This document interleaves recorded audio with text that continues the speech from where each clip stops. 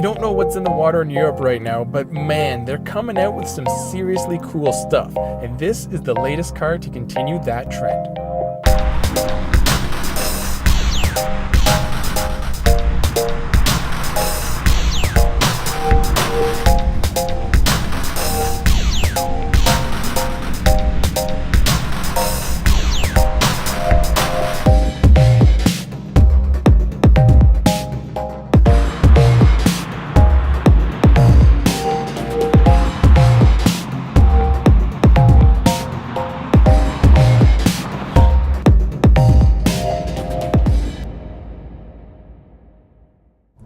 Alright, enough talk. Let's get this on the track. 0 to 60 happens in 3.7 seconds and it has a top speed of 193 miles an hour. This should be fun.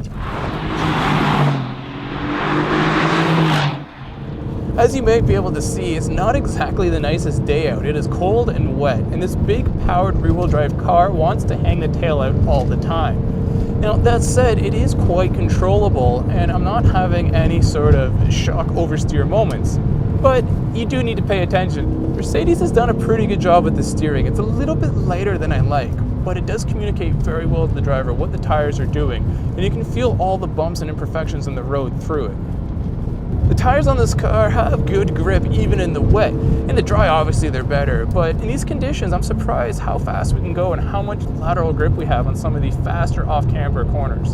And then there are the brakes. I don't even have the carbon ceramic brakes on this car, yet these ones have so much bite and the GT just stops. But the real beauty of this car is the engine. There is so much forward momentum. Turbo lag is almost non-existent, and the power just keeps on going all the way to redline. Mercedes wants this to be a proper sports car, and although I don't think it's as nimble as, say, a 911, it is a lot of fun to drive and won't embarrass itself on a track, as I'm finding out. Plus, what 911 sounds like this?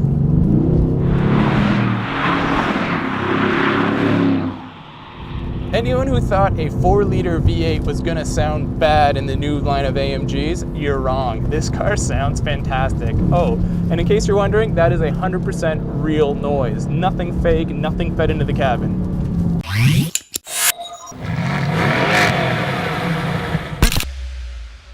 What I have here is the S version of the GT, the only version initially available. What makes the S so special compared to the regular GT that will come out later this year lies under the hood.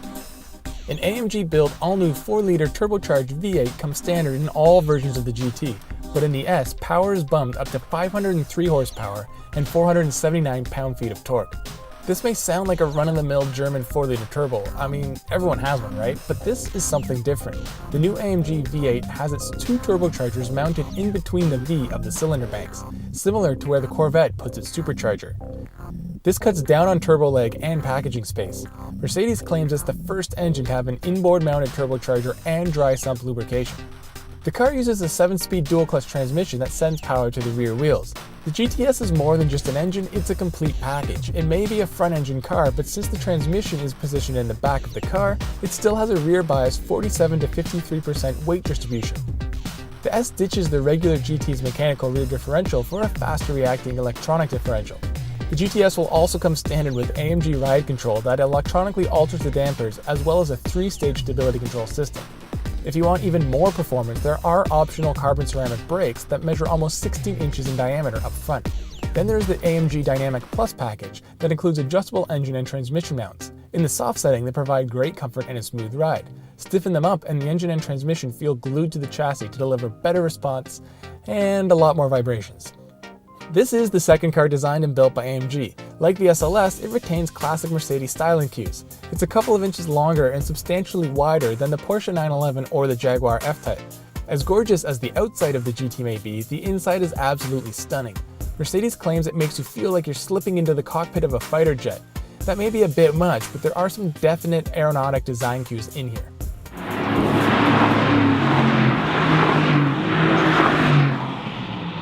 Pricing for the AMG GTS starts at $130,000, which puts it right on top of the Porsche 911.